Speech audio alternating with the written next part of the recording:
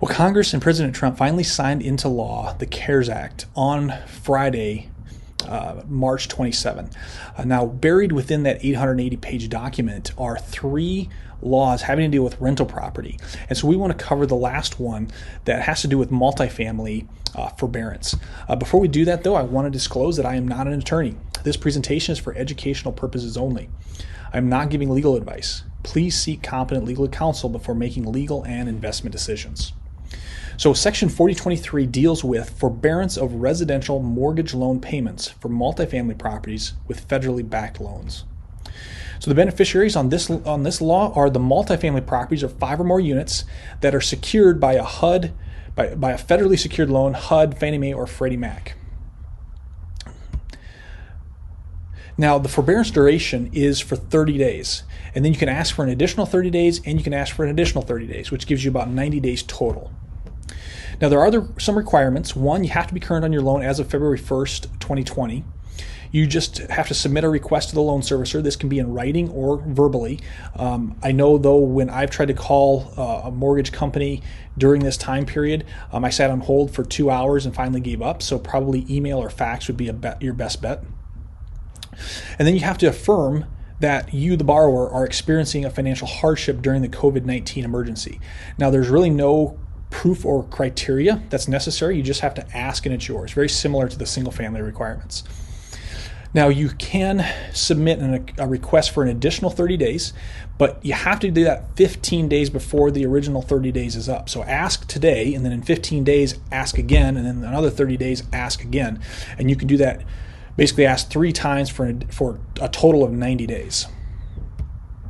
So then while you're in forbearance, and this is a bit different than the single family. Single family didn't have a rule about eviction tied to the forbearance period. So you can't evict for non-payment of rent or other fees or charges.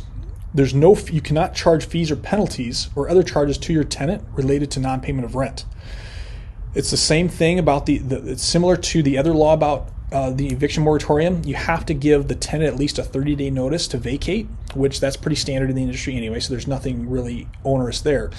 But this one's kind of interesting. The 30-day notice to vacate must be submitted after the expiration of the forbearance. Okay, so we're going to see how that applies and how that could really put some multifamily owners in a hard spot here in a second. So the timing of this, the covered period starts March 13 and ends basically March 13 was the declaration of emergency, and it's going to end when the president says the emergency is over, or the end of the year, December 31 of 2020. That's when the forbearance will no longer apply. You can't get the forbearance outside of that time period.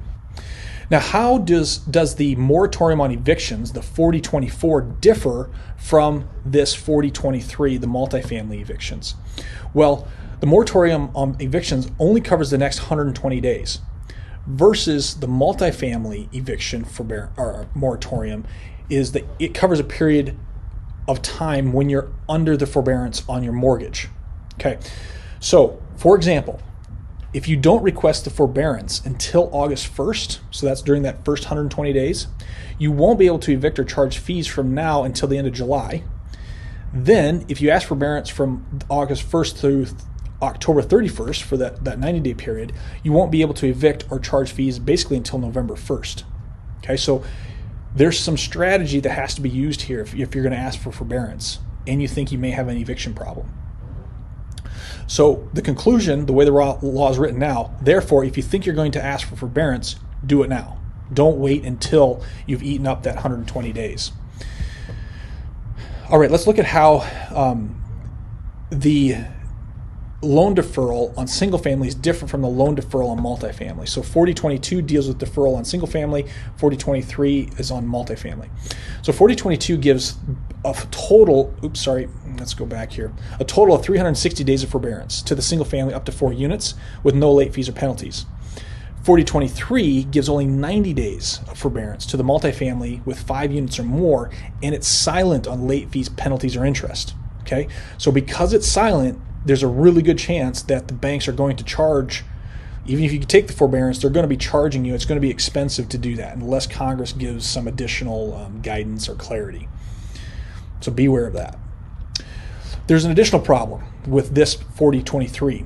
So 4023 gives multifamily properties 90 days of forbearance, but it gives their tenants 120 days up front and then another potential 90 days while the property is in forbearance for a total of 210 days. Okay, so think about this, right?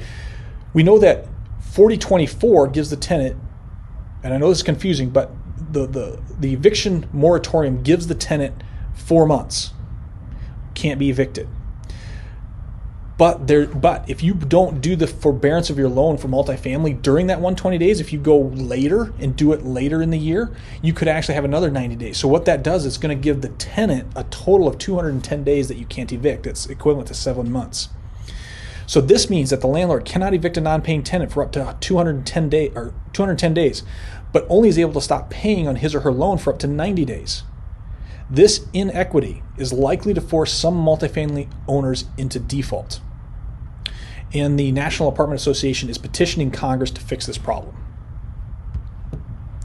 So to summarize 4023 in one larger sentence, multifamily properties with 5 or more units with federally backed loans may ask for up to 90 days of no payments and may not evict, charge late fees, or give a 30-day notice to tenants until after about July 27, 2020, nor while in forbearance. All right, and here's the link to the law if you want to look that up and read it yourself, which I highly recommend. And finally, thank you for watching. If you want to stay informed about policies that affect your rental property, just email support@expressrpm.com and say I'm in. Thank you, and go wash your hands.